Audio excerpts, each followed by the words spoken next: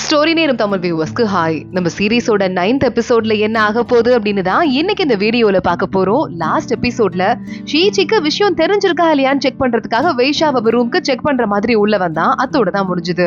இந்த எபிசோட்ல கங்க்ராச்சுலேஷன்ஸ், உங்க மாமா இருக்காருல பீச்சி, அவர் தான் இப்ப புது தளபதினு சொல்ல. அப்படியா, அவருக்கும் திறமை இருந்திருக்கும் போல அப்படின்னு ஒன்னும் தெரியாத மாதிரியே கேக்குறா. உனக்கு நிஜமாவே தெரியாதா அப்படின்னு வைஷா இவன் முகத்தை பார்த்து லைட்டா நம்பிடுறான். ஆமா ஆமா பரவாயில்ல, எப்படினாலும் பீச்சி இருக்காரு, அவர் ஓடி போய் கல்யாணம் பண்ணிக்கிட்டாரு, அவர் வேலைக்காரனா இருந்தவருங்கிறதால எங்க அப்பா வீட்டுல ஏத்துக்கவே மாட்டாங்க, அவருக்கு எப்படினாலும் எங்க நாடு சப்போர்ட் கிடைக்கவே கிடைக்காதுன்னு மூஞ்ச பாவமா வச்சுட்டு சொல்ல வைஷாவை பாக்குறான். அப்ப சரி பிரச்சனை கிடையாது அப்படின்னு சொல்லிட்டு விட்டுடுறான். உடனே நம்ம ஷீச்சி நக்கலா சிரிக்கிறா. எப்படி நான் ஏமாத்தின பாத்தியா அப்படின்னு மனசுக்குள்ள. நம்ம வைஷாவை பக்கத்துல உட்காந்துட்டு நான் உனக்கு ஹேண்ட் ரெஸ்ட் கொடுத்து விட்டேன் கிஃப்டா, எப்படி இருக்குன்னு கேட்க ரொம்ப ரொம்ப நல்லா இருக்கு, எனக்கு ரொம்ப பிடிச்சிருக்கு, இந்த வுட் இருக்கே ரொம்ப ரேரான வுட்னு கேள்விப்பட்டேன் அப்படின்னு ஷீச்சி சொல்ல ஆரம்பிக்க. ஆமா ரொம்ப காஸ்ட்லி வுட் தான் அப்படின்னு சொல்லிக்கிட்டே உள்ள இருந்து ஜேடுல பண்ணப்பட்ட அந்த ஆர்ம்ரெஸ்ட்டை எடுக்கிறான் வைஷா. இப்பதான் அது என்ன மெட்டீரியல் அப்படின்னு இவளுக்கு தெரியுது. உடனே நம்ம வைஷா லேசா கோச்சிட்டு அங்க இருந்து கிளம்பி போக ஆரம்பிக்க ஷீச்சி கூப்பிடுறா. நீங்க தலை வலிக்குதுன்னு சொல்லிட்டே இருந்ததால புது பில்லோ ரெடி பண்றதுக்கு ஏற்பாடு பண்ண, இப்பதான் ரெடி ஆகி வந்துச்சு, இதை எடுத்துட்டு போங்க அப்படின்னு சொல்ல வைஷா லைட்டா கூல் ஆகுறான், வாங்கிக்கிறான். பார்த்தா அதுல ரெண்டு பசங்க ரொமான்ஸ் பண்ற மாதிரி அங்கங்க எம்ப்ராய்டரி போட்ட பில்லோ இருக்கு. என்ன டிசைன் இது அப்படின்னு கேட்க, சாரி நான் மெட்டீரியல் தான் பார்த்தேன், டிசைன் பார்க்க விட்டேன், சாரி அப்படின்னு இவன் மன்னிப்பு கேட்டுட்டே இருக்க. இல்ல பரவாயில்ல இருக்கட்டும் அப்படின்னு வைஷா அங்க இருந்து கிளம்பிடுறான் லேசா சிரிச்சுக்கிட்டே. இங்க நம்ம ஷீச்சி பயந்து போய் நிக்கிறா. வேலைக்கார பொண்ணுங்க வராங்க, உங்க ரெண்டு பேருக்கும் ரொம்ப கொழுப்பு தான், அந்த ஆம்ரெஸ்ட் ஜேடுல பண்ணதுன்னு சொல்லாம உடனே என்கிட்ட போய் சொல்லிருக்கீங்க, அது மட்டும் இல்லாம எம்ப்ராய்டரிலையும் போய் சொல்லிருக்கீங்க, எவ்வளவு தெரியுமா நான் அசிங்கப்பட்டேன்னு சொல்ல, எல்லாம் ஒரு சின்ன ரொமான்ஸ் தானே அப்படின்னு அவங்க சிரிக்கிறாங்க. வைஷா அந்த பில்லோவை கையில எடுத்துட்டு ஜாலியா வெளியே வரான். தளபதிங்கெல்லாம் வெயிட் பண்ணிட்டு இருக்காங்க. பில்லோவை மறைச்சு வச்சுட்டு என்ன விஷயம் அப்படின்னு கேட்க, இந்த விஷயத்தை பத்தி நான் ஏற்கனவே ஷீச்சி கிட்ட பேசிட்டேன், அவங்க அப்பா எப்படினாலும் ஹெல்ப் பண்ண போறது இல்லையா பீச்சிக்கு, சோ அதனால அங்க சியாவ நாடு வரதுக்கு வாய்ப்பே கிடையாது, அங்க அந்த கொடி ஏத்தாத வரைய நமக்கு என்ன பிரச்சனை இருக்கு அப்படின்னு வைஷாவ் சொல்லிட்டு அங்க இருந்து நேரா கிளம்பிடுறான். இங்க அட்வைஸ் இருக்கு, ஆனா இன்னும் டவுட், ஷீச்சி அந்த அளவுக்கு சாதாரணமான ஆள் இல்லைன்னு அவருக்கு தெரியுது. கரெக்டா இங்க இந்த பீச்சியோட ஊர்ல நம்ம ஆளு போனால தளபதி, அவன் அங்க போயிட்டு ஜாலியா வேட்டைக்கு போறது, நல்ல வேட்டையாடி சாப்பிடுறது அப்படின்னு ஃபன் பண்ண ஆரம்பிக்கிறான் அங்க இருக்கிற நாளெல்லாம். இதெல்லாம் பார்த்துட்டு அங்க இருந்து ஒரு அம்பவனை எடுத்துட்டு போயிட்டு இன்னொரு தளபதி இருந்தானே லீசுவோட அடுத்த தளபதி, அவன் கிட்ட போயிட்டு இங்க வந்திருக்கிற யாருமே சாதாரண ஆளுங்க கிடையாது, அவ்வளவு வேகமா வேட்டையாடுறாங்க, எல்லாரும் பெரிய ஆளுங்கன்னு சொல்ல, எவ்வளவு தைரியம் இருந்தா அந்த வைஷா மறுபடியும் இங்க அவனோட ஆளுங்களை சாதாரண ட்ரெஸ்ல அனுப்பியிருக்கான். நம்ம இங்க இதுக்கு அடுத்து மேல போயாவை கைப்பற்றணும் அப்படின்னு போனா அவனுட்டு நேரடியால மோத வேண்டியிருக்கும், இப்போதைக்கு அங்க மோத கூடாது, வாங்க கிளம்பி போலான்னு படையெல்லாம் மூட்டை கட்டிட்டு கிளம்பிடுறாங்க. தளபதி கிட்ட பீச்சி இங்க வந்து ஹெல்ப் பண்ணதுக்கு ரொம்ப தேங்க்ஸ், அவங்க எல்லாம் கிளம்பி போயிட்டாங்கன்னு சொல்ல, இப்ப நம்ம தளபதி இருக்கோம் ஆனா நமக்குன்னு சப்போர்ட்டா யாருமே இல்ல அப்படின்னு தாச்சி அவளோட வேலையை ஆரம்பிக்கிறா. மலை உச்சியில ஒரு கொடியை மட்டும் பறக்க விட்டுட்டோம்னா எல்லா பிரச்சனையும் தீர்ந்து போயிடும், எந்த கொடியை பறக்க விடலாம், வெய் கொடியை பறக்க விடலாமா அப்படின்னு தாச்சியே கேக்குற மாதிரி கேட்டுட்டு, இல்ல அது சரியா இருக்காது, அப்புறம் பார்த்தா நீங்க எங்க கிட்ட போர் எடுத்து வந்து இங்க கண்ட்ரோல் பண்ண மாதிரி இருக்கும், அது சரிப்பட்டு வராதுன்னு தாச்சியே சொல்லிடுறா. நம்ம தளபதி யோசிச்சு பாக்குறாரு. யோசிச்சு பார்த்துட்டு நம்ம கிட்ட வைஷாவ் சொல்லி அனுப்பும் போதே, இங்க போய் நம்ம உறவு தான் மேம்படுத்திக்க போறோம், சண்டை போடக்கூடாதுன்னு சொன்னாரு, சோ நம்ம கொடியை தான் ஏத்தணும், நம்ம சண்டை போடக்கூடாதுன்னு மனசுக்குள்ள யோசிச்சுட்டு இருக்காரு. தாச்சி எதுக்குள்ள சியாவினோட குடும்ப பேரு, அதை நான் அவங்க நாட்டுக்காக யூஸ் பண்ணல, அட்லீஸ்ட் ஏன் பேர் இருக்கேன்னு யூஸ் பண்ணிக்கலாம்ல அப்படின்னு கேட்டுட்டு தாச்சி வேக வேகமா போயிட்டு கொடியை எழுத ஆரம்பிச்சிடுறா. இதை எழுதினதுக்கு அப்புறம் தான் நல்ல வேலை ஷீச்சி சொன்ன வேலையை முடிச்சிட்டோமே இவளுக்கு நிம்மதியா இருக்கு. இங்க தளபதி கிளம்ப ஆரம்பிக்கிறான். தாச்சியும் பீச்சியும் பின்னாடி திரும்பி பார்த்தா சியாவோட கொடி, அதாவது ஷீச்சியோட ஃபேமிலி கொடி அங்க ஏத்திடுறாங்க. தளபதி அங்க வந்து அங்க இருந்து கொண்டு வந்த கொஞ்சம் கிஃப்ட் எல்லாம் எடுத்துட்டு வந்து வச்சிட்டு இருக்க. நம்ம வைஷாவுக்கு செம்ம கோவம் வருது. நல்லா அங்க உன் தலைமையில கொடியேத்துற நிகழ்ச்சியில கலந்துக்கிட்டு இங்க இந்த அரிசி மூட்டையை கொண்டு வந்திருக்கியா அப்படின்னு கேட்க ஆரம்பிச்சுட்டு, 2 தடவை ஒயின் குடிச்சதும் நீ யாருங்கிறத மறந்துட்டியா அப்படின்னு கத்த ஆரம்பிச்சுட்டான் வைஷாவ். மத்த தளபதிங்கெல்லாம் அதுக்கு அவர் தான் காரணம் நம்ம முழுசா சொல்ல முடியாது, நம்ம தான் இந்த சண்டையும் போடக்கூடாதுன்னு சொன்னோன்னு சொல்ல, எல்லாம் சப்போர்ட்டுக்கு வரீங்களா அப்படின்னு வைஷாவ் மறுபடியும் கத்த ஆரம்பிக்கிறான். அட்வைசர் லேசா சிரிச்சிடுறாரு. உடனே நம்ம வைஷாவ் திரும்பி பார்த்ததும் இருமுறை மாதிரி இருமிக்கிட்டே அங்க இருந்து ஓடி போயிடுறாரு.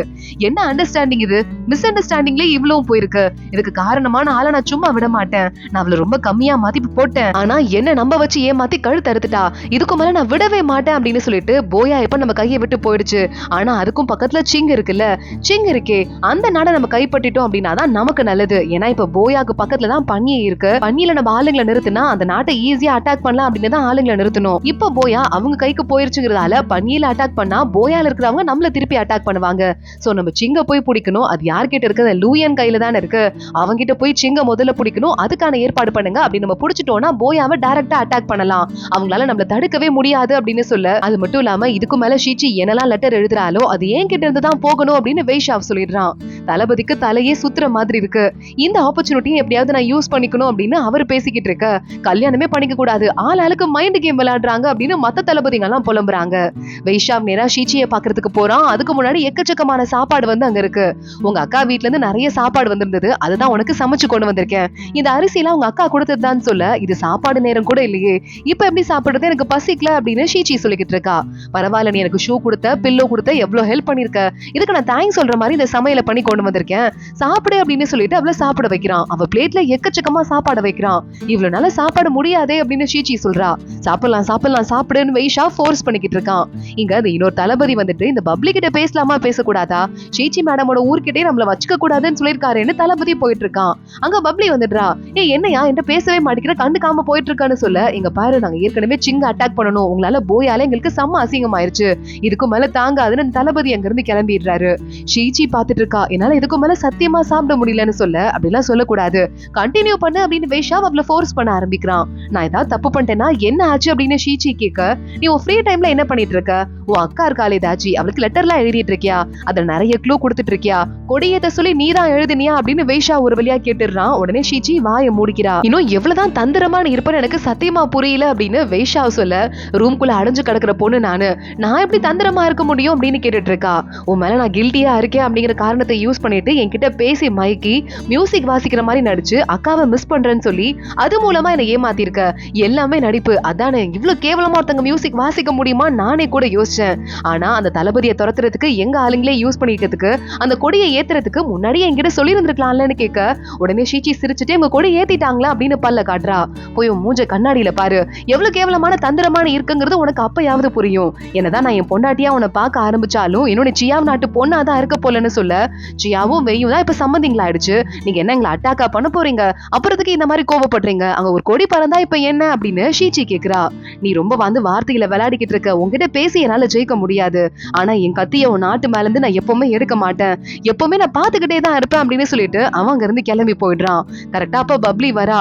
இங்க பாருங்களேன், சிங்க அட்டாக் பண்ண போறாங்களா அப்படின்னு சொல்லிக்கிட்டு இருக்க. அப்படியா அப்படின்னு சொல்லிட்டு மறுபடியும் இவ ஷாக் ஆயிட்டு, அசிஸ்டன்ட் லெட்டர் கொடுக்க வந்தார்ல அவர் இங்க இருக்காரா அப்படின்னு கேக்குறா. நேரா ஷீச்சி போய் பேச ஆரம்பிச்சிடுறா.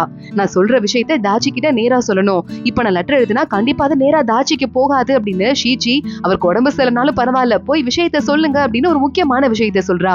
போயாக்கு பக்கத்துல இருக்கிற சிங்க இப்போ நம்ம வைஷாவை பிடிக்க போறாரு, பிடிச்சிட்டாருன்னா போயா நம்ம ஈஸியா அவரோட டார்கெட்டுக்கு ஆளாயிடும், அதுக்கு நம்ம விடக்கூடாது அப்படிங்கறதால சிங்குக்கு பக்கத்துல ஒரு பாலைவனம் இருக்கு, அதுக்கு போயால இருந்து மலைப்பகுதியில இருந்து டனல் போட சொல்லுங்க, டனல் போட்டோம் அப்படின்னா என்னதான் வந்துட்டு போயா பக்கத்துல இருக்கிற சிங்க அவங்க பிடிச்சா கூட டனல் வழியா நம்ம போயிட்டு நம்மளோட வீரர்களை அனுப்பணும் அப்படின்னா ஈஸியா நம்ம வீரர்கள் அரை நாளே அங்க போய் சேர்ந்துருவாங்க, நம்மளால அட்டாக் பண்றதுக்கு ஈஸியா இருக்கும், இதை போய் பண்ண சொல்லுங்க அப்படின்னு ஷீச்சி முக்கியமான ஐடியாவை கொடுத்துடுறா.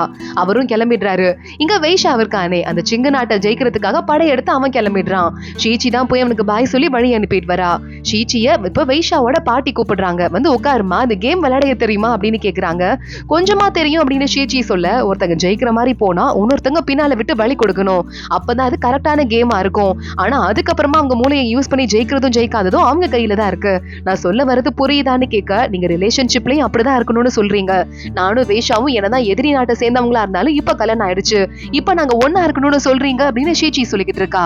ஒரு போருக்கு புருஷனை அனுப்ப வேண்டியது ஒரு பொண்டாட்டியோட கடமை, அதை நீ பண்ணிட்டு வந்திருக்க, எனக்கு சந்தோஷம் தான், ஆனா இதுக்கு மேல வைஷா போருக்கே போக கூடாதுங்கிறது தான் என்னோட ஆசையும், அவர் தாத்தா இறந்து போறதுக்கு முன்னாடி இந்த போரெல்லாம் இப்பயே முடிஞ்சிருச்சுன்னா அவங்க நிம்மதியா இருப்பாங்கன்னு நான் நினைச்சேன், ஆனா நீங்க பண்ண ஒரு வேலையால என் புருஷன், என் பையன், என்னோட பேரன் அப்படின்னு எல்லாரும் இறந்து போயிட்டாங்க, வைஷா பிறந்ததுல இருந்தே இந்த வெறுப்புலதான் வளர்ந்துகிட்டு இருக்கான், அவனுக்கு ஒன்ன கல்யாணம் பண்ணி வச்சுட்டா இதுக்கு மேல இந்த போரை பத்தி யோசிக்காம நிம்மதியா கொஞ்ச நாள் வாழ்வான், பழி வாங்குறத பத்தி யோசிக்க மாட்டான்னு நினைச்சுதான் நான் உன்னை கல்யாணம் பண்ணி வச்சேன், ஆனா நீ இன்னும் அந்த ஊர் பொண்ணாவே இருக்க, பழி வாங்குறதெல்லாம் தூக்கி போட்டுட்டு உன்னை கல்யாணம் பண்ணி வச்சதுக்கு இன்னும் எந்த பலனும் கிடைக்கிற மாதிரி தெரியல, ஆனா இதுக்கு மேல ஏதாவது பலன் கிடைக்குமாமா, நான் உன்ட்ட கெஞ்சி கேட்டுக்கிறேன்னு சொல்ல, நான் தெரியாம சில தப்பெல்லாம் பண்ணிட்டேன், இனிமே பண்ண மாட்டேன் அப்படின்னு ஷீச்சி சொல்லிக்கிட்டு இருக்கா. ஒரு ஸ்டெப்பா மெதுவா எடுத்து வை, உன்னால முடியும் அப்படின்னு பாட்டி சொல்லி அனுப்பி வைக்கிறாங்க. 2 மாசம் ஆயிடுது. மறுபடியும் வைஷா படையோட திரும்ப வந்துகிட்டு இருக்கான். தலைவர் வந்துட்டாருன்னு ஊரே கத்த ஆரம்பிக்குது. தளபதிங்க உள்ள போயிட்டு சூப்பரா ஜெயிச்சிட்டோம், அந்த லூயன் இருக்கானே இதுக்கு மேல மூஞ்ச எங்க திருப்பி வச்சுக்க போறான்னு தெரியல, நம்ம வின் பண்ணிட்டோம்னு சொல்ல அட்வைசர் பாக்குறாரு. சும்மா வெளியே எப்படி தெரியுதுங்கிறது மட்டும் முக்கியம் கிடையாது அப்படின்னு சொல்லிட்டு அட்வைசர் சொல்றாரு.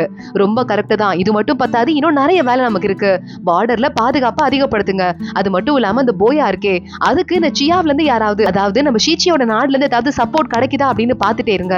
அடுத்து முக்கியமான ஒண்ணு, போடுங்கன்னு, என் பெட்டை எடுத்துட்டு போயிட்டு மறுபடியும் என் மெயின் ரூம்ல போடுங்கன்னு சொல்ல உடனே பெட் எல்லாம் எடுத்துட்டு நம்ம ஷீச்சி இப்ப இருக்கிற மெயின் ரூம்க்கு இவங்க தளபதிங்க எல்லாம் கிளம்பி போயிட்டு இருக்காங்க.